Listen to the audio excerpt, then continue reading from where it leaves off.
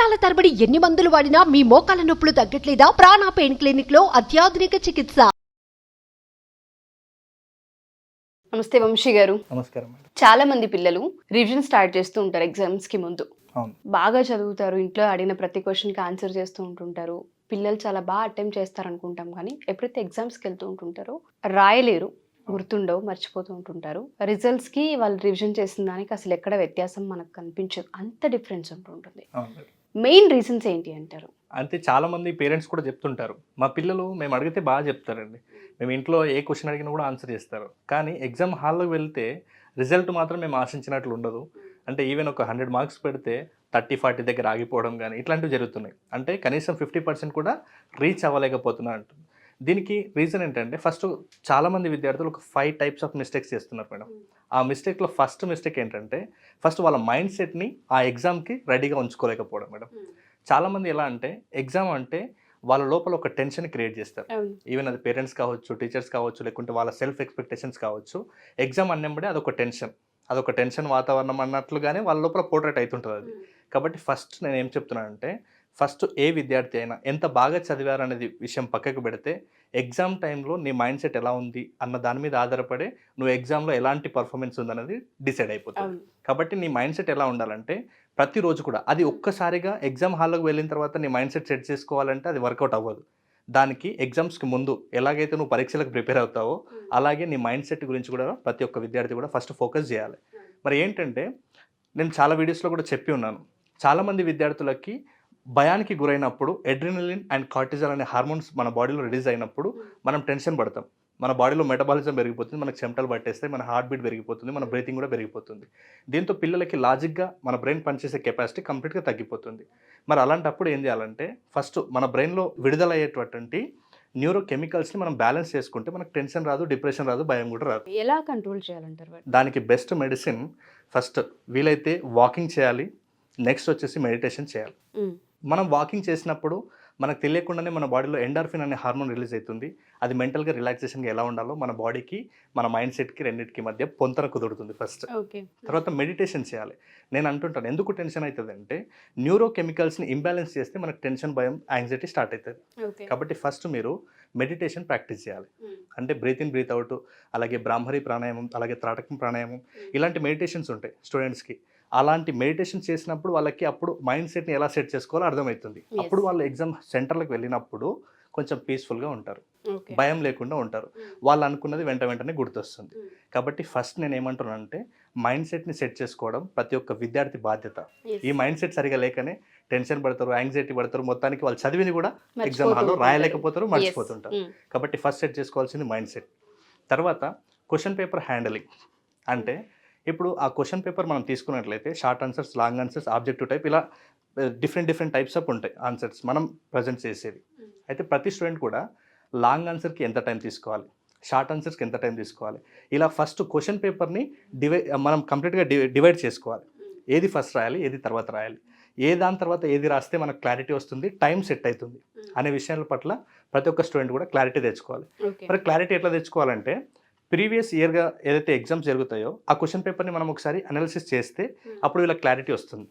నేను ఏది స్పీడ్గా రాయగలుగుతున్నాను, ఏది పెట్టుకుంటే ఎక్కువ టైం తీసుకుంటుంది అనేది మీకు క్లారిటీ వస్తుంది. కాబట్టి దీన్ని కూడా ఎగ్జామ్ కంటే ముందే మీరు ప్రాక్టీస్ చేయాలి. దాన్ని ప్రాక్టీస్ చేసిన దాన్ని ఎగ్జామ్లో ఇంప్లిమెంట్ చేయాలి. తర్వాత ఆన్సర్స్ ఎలా రాయాలనే పట్ల మీకు క్లారిటీ ఉండాలి.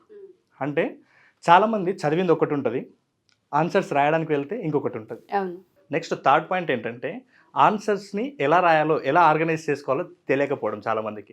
ఇప్పుడు కొంతమంది చాలా ఎగ్జామ్స్లో చేసే మిస్టేక్స్ ఏంటంటే, క్వశ్చన్ పేపర్లో లాంగ్ ఆన్సర్స్ ఉంటాయి, షార్ట్ ఆన్సర్స్ ఉంటాయి. అయితే చాలామందికి షార్ట్ ఆన్సర్స్ చాలా ఈజీగా వస్తాయి. వాళ్ళకి ఏదైనా క్వశ్చన్ వచ్చినప్పుడు, అంటే వాళ్ళు లాంగ్ ఆన్సర్గా నేర్చుకుని ఉంటారు, ఆ క్వశ్చన్ కన్నా పొరపాటున షార్ట్ ఆన్సర్స్లో వచ్చిందనుకోండి, స్టూడెంట్స్ ఎన్ని మార్క్స్కి అడిగారు, నేను ఎంతవరకు రాయాలనేది వాళ్ళకు సరైన అవగాహన లేక ఆ టైంని చాలామంది వేస్ట్ చేసుకుంటుంటారు. అంటే ఈవెన్ అది 2 మార్క్స్ క్వశ్చన్ ఉందనుకోండి, వీళ్ళ ఆన్సర్ 8 మార్క్స్కి 4 మార్క్స్కి ఎంతైతే రాయాలో అంతవరకు రాస్తుంటారు. కాబట్టి మీకు వచ్చిందని మొత్తాన్ని రాసుకుంటూ కూర్చుంటే టైం వేస్ట్ అవుతుంది. కాబట్టి ఆన్సర్స్ని ఎలా రాయాలో కూడా ముందే మీరు ఆర్గనైజ్ చేసుకోవాలి. నీ ఆన్సర్ ఎన్ని మార్క్స్కి వచ్చింది, దానికి ఎంత ఆన్సర్ రాయాలనేది మీకు ఫస్ట్ క్లారిటీ ఉండాలి. నెక్స్ట్ 4th వన్ ఏంటంటే, చాలామంది చేసే మిస్టేక్స్, హ్యాండ్ రైటింగ్లో మిస్టేక్ చేస్తున్నారు.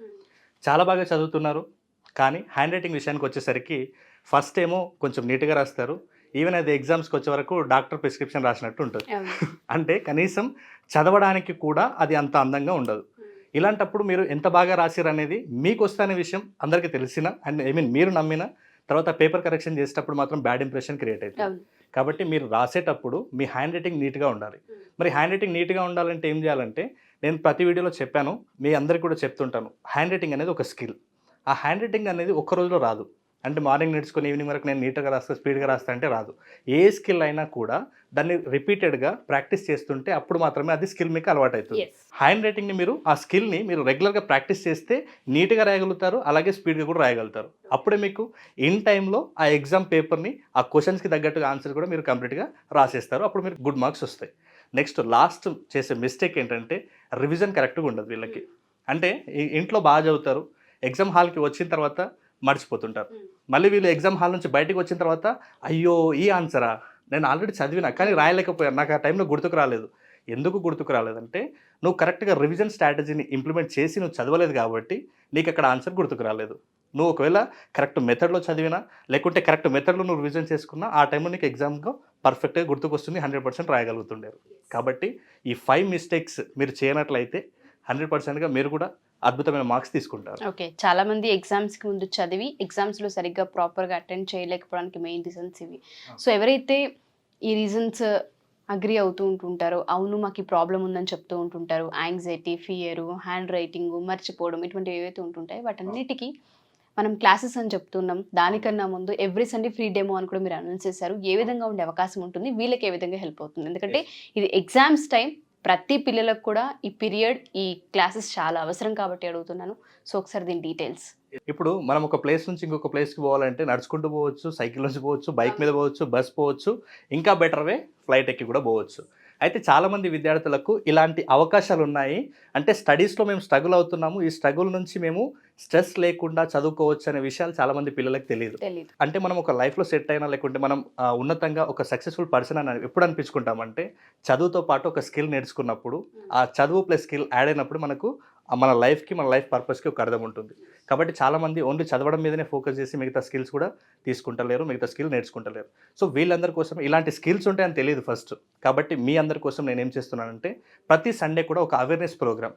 అసలు స్టడీస్ చదవాలంటే ఎలాంటి మెథడ్స్ ఉంటాయి, ఏ మెథడ్స్ ద్వారా చదివితే మనకి ఈజీ గుర్తుంటుంది, చదవడం ఒక్కటైనా మళ్ళీ రివిజన్ కూడా ఎలాంటి మెథడ్ నుంచి చేసుకోవాలి, హ్యాండ్ రైటింగ్ ఇంప్రూవ్ చేసుకోవాలంటే ఎలాంటి టిప్స్ పాటించాలి, ఇలా కంప్లీట్గా ఒక స్టూడెంట్కి సంబంధించినటువంటి బ్లూ ప్రింట్ నేను ప్రతి స్టూడెంట్ కూడా అందించాలనేది నా లక్ష్యం. కాబట్టి ఎవరు కూడా స్ట్రెస్కి, డిప్రెషన్కి గురవ్వకుండా, ప్రతి ఒక్క స్టూడెంట్ కూడా స్ట్రెస్ లేకుండా చదువుని ఒక ఆటలా సాగించి అద్భుతమైన రిజల్ట్ తీసుకోవాలనే ఉద్దేశం మీద నేను ప్రతి సండే కూడా అవేర్నెస్ ప్రోగ్రామ్ని కండక్ట్ చేస్తున్నాను మేడం. సో ఆసక్తి కలిగిన వాళ్ళు స్క్రీన్ మీద కనబడుతున్న నెంబర్కి కాలర్ మెసేజ్ చేసి సీట్ని రిజిస్ట్రేషన్ చేసుకుంటే వాళ్ళకి సెపరేట్గా మనం జూమ్ లింక్ పంపించి క్లాసెస్ని అటెండ్ చేయొచ్చు. సో పేరెంట్స్ ఎవరైతే మా ఈ వీడియో చూస్తూ ఉన్నారో, పిల్లలకి లైఫ్లో మీరు ఇచ్చే అతిపెద్ద గిఫ్ట్ ఏదైనా ఉంది అంటే మెమరీ పవర్కి సంబంధించిన క్లాసెస్, టెక్నిక్స్ అండ్ దాంతోపాటు హ్యాండ్ రైటింగ్కి సంబంధించిన స్కిల్ని ఏ విధంగా ఇంప్రూవ్ చేసుకోవాలన్న వాటిపైన వంశీ గారి క్లాసెస్ మీకు చాలా పెద్ద ఇంపాక్ట్ని, అవేర్నెస్ని క్రియేట్ చేస్తూ ఉంటుంటాయి. ఎస్పెషల్లీ ఇప్పుడు ఎగ్జామ్స్ టైం కాబట్టి ఈ టైంలో చాలామందికి అవసరం ఈ క్లాసెస్. దయచేసి ఎవరైనా ఉండి అటెండ్ చేయించాలనుకుంటే ప్రతి ఒక్కరు మీరు ఎంక్వైరీ చేయొచ్చు. వంశీ గారి క్లాసెస్ చాలా బాగుండే అవకాశం ఉంటుంది. అండ్ దాంతోపాటు మీరు ఒకసారి డెమో క్లాసెస్కి అటెండ్ అవ్వాలి, ఒకసారి చూద్దాం, ఎక్స్పీరియన్స్ చేయాలనుకున్నా ఎవ్రీ సండే క్లాసెస్ ఉంటే ఈ సండే కూడా క్లాస్ ఉండబోతుంది.